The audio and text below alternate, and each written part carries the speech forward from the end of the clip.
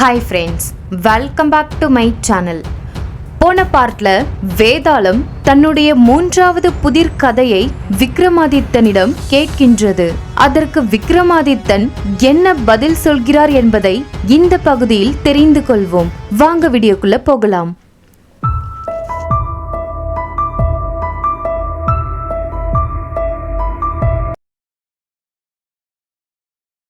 ஐராவதி குழப்பத்திலும் பதட்டத்திலும் கணவன் தலையை நண்பன் உடலிலும் நண்பன் தலையை கணவனின் உடலிலும் பொருத்தி வைத்து விட்டாள். இப்பொழுது ஐராவதி யாரை கணவனாய் ஏற்றுக்கொள்வாள் என்று வேதாளம் விக்ரமாதித்தனிடம் புதிர் கேட்கின்றது. அதற்கு விக்ரமாதித்தன் மௌனம் கலைந்து பதில் சொல்ல ஆரம்பிக்கின்றார். அப்படி விக்ரமாதித்தன் என்ன பதில் சொல்கிறார் என்பதை பார்க்கலாம். ஐராவதி தன்னுடைய கணவனின் தலை எந்த உடலில் இருக்கின்றதோ அவனைத்தான் கணவனாய் ஏற்றுக்கொள்வாள் என்று விக்ரமாதித்தன் பதில் சொல்கின்றார். நம் தலையில் இருக்கின்ற மூளையினுடைய கட்டளைப்படியேதான் நம்முடைய உறுப்புகள் கீழ்ப்படியும். ஆதவனுடைய தலைப்பகுதி கீழ் ஆரியனுடைய உடற்பகுதி இருந்தாலும் அது ஆதவனுடைய மூளை கட்டுப்பாட்டில்தான் இயங்கும். ஆதலால் அது ஆதவனுடைய உடம்பாகவே கருதப்படும் என்று விக்ரமாதித்தன் பதில் சொல்கின்றார். இதை கேட்ட வேதாளம் மிகவும் சந்தோஷப்படுகின்றது. சரியான பதில் சொன்னாய். உன்னுடைய பதிலை கேட்டு நான் ஆச்சரியமடைகின்றேன். ஆனால் நீ அடிக்கடி என் விதிமுறையை மீறிவிடுகின்றாய். உன் மௌனத்தை கலைந்து பதில் கூறிவிட்டாய் என்று சொல்லி வேதாளம் அங்கிருந்து தப்பித்து செல்கின்றது. விக்ரமாதித்தன் பத்ரகாளன் கொடுத்த ஆயுதத்தை வைத்து வேதாளத்தை தாக்க வருகின்றார். ஆனால் வேதாளம் பிடிபடாமல் தப்பித்து விட்டது. சூரியன் வந்துவிட்டதால் விக்ரமாதித்தன் அங்கிருந்து திரும்பி வந்துவிடுகின்றார்.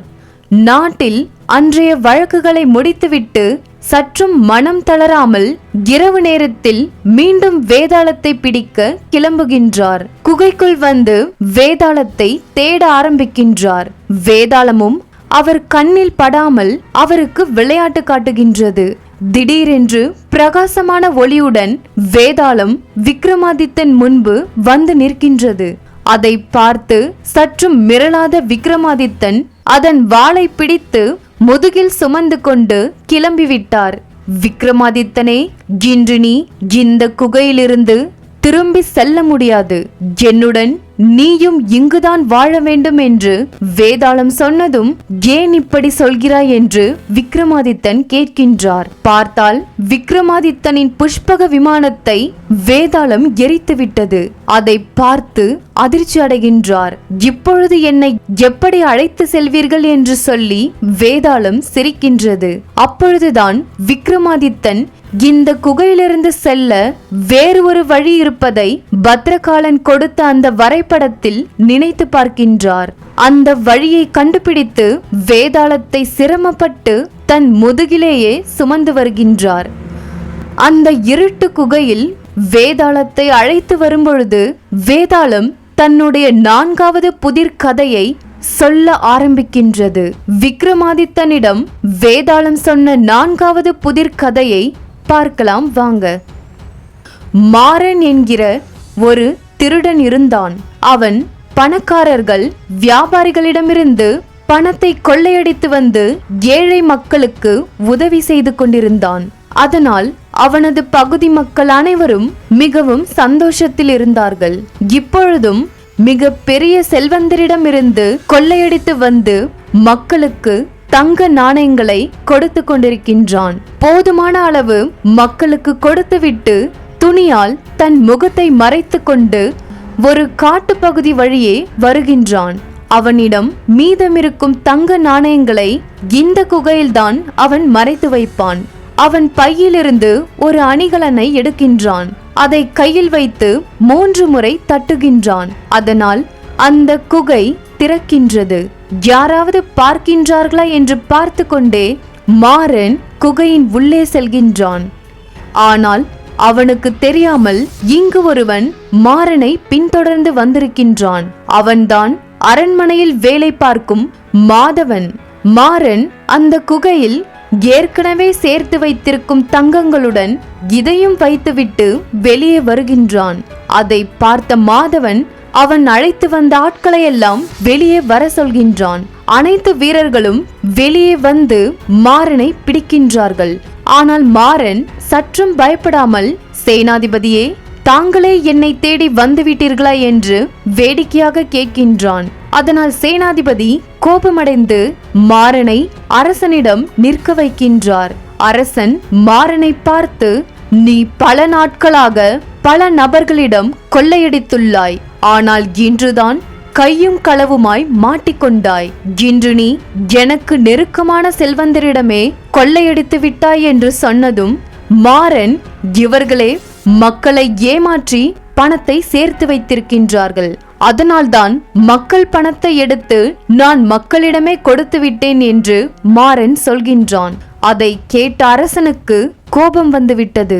நீ அவர்களிடம் கொள்ளையடித்த பணத்தை திரும்ப தருகின்றாயா, இல்லை உனக்கு மரண தண்டனை அளிக்கட்டுமா என்று அரசன் கேட்கின்றார்.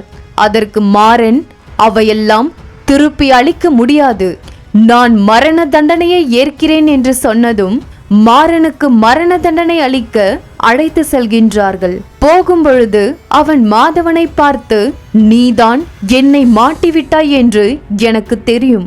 இன்று நான் மாட்டிக்கொண்டேன், நாளை நீ மாட்டிக்கொள்வாய் என்று சொல்லிவிட்டு மாறன் கிளம்புகின்றான். மாறனை அவன் உதவி செய்த மக்கள் முன்னிலையில்தான் மரண தண்டனை கொடுக்க சொல்லி அரசன் கட்டளையிட்டிருப்பார். அதனால் அவனை அழைத்து வருகின்றார்கள்.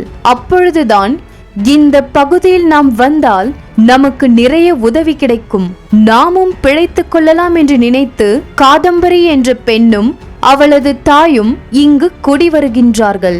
அப்பொழுதுதான் மாறனை கைது செய்து அழைத்து வருவதை இவர்கள் பார்க்கின்றார்கள். ஊர் மக்கள் அனைவரும், எங்களுக்கு உதவி செய்தவருக்கு இப்படி மரண தண்டனை அளிக்கின்றீர்களே என்று சொல்லி கத்துவதை பார்க்கின்றார்கள்.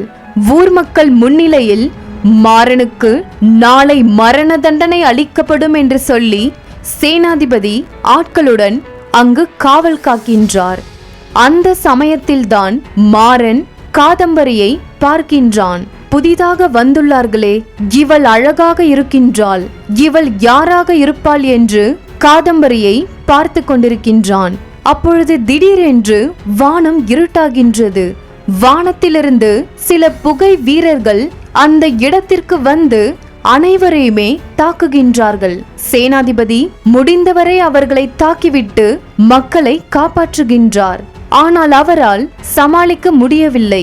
அதை பார்த்த மாறன், என் கயிற்றை அவிழ்த்து விடுங்கள், என்னால் நிச்சயமாக அவர்களை சமாளிக்க முடியும், நான் இங்கிருந்து தப்பிக்க முயற்சி செய்ய மாட்டேன் என்று சொன்னதும் சேனாதிபதி வேறு வழியில்லாமல் மாறன் கயிற்றை அவிழ்த்து விடுகின்றார். கயிற்றை அவிழ்த்து கொண்டு மாறன் அந்த புகை வீரர்களை தாக்கிவிட்டு மக்கள் அனைவரையும் காப்பாற்றுகின்றான்.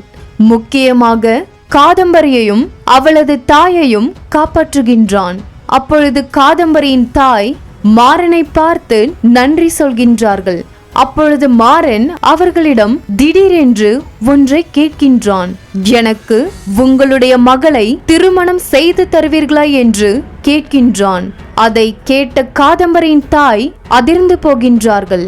தாங்கள் மட்டும் என் மகளை காப்பாற்றாவிட்டால் இந்நேரம் அவள் இறந்து போயிருப்பாள். அந்த உதவிக்கு நான் என்ன வேண்டுமானாலும் தங்களுக்கு செய்யலாம். ஆனால் நாளை மரண தண்டனையில் இருப்பவருக்கு என் மகளை எப்படி மனம் முடிப்பேன்? அதனால் என்ன பயன்? அவள் சிறு வயதிலிருந்தே தந்தை இல்லாமல் கஷ்டத்தை அனுபவித்தவள். அவளை ஒரு பணக்காரனுக்குத்தான் நான் மனம் முடிப்பேன் என்று காதம்பரியின் தாய் சொல்கின்றார்கள். அதற்கு மாறன் காதம்பரியின் தாயிடம் ஒன்றை சொல்கின்றான். மாறனுக்கும் காதம்பரிக்கும் திருமணம் நடக்குமா இல்லையா என்று நாம அடுத்த பகுதியில் தெரிந்து கொள்வோம். நன்றி.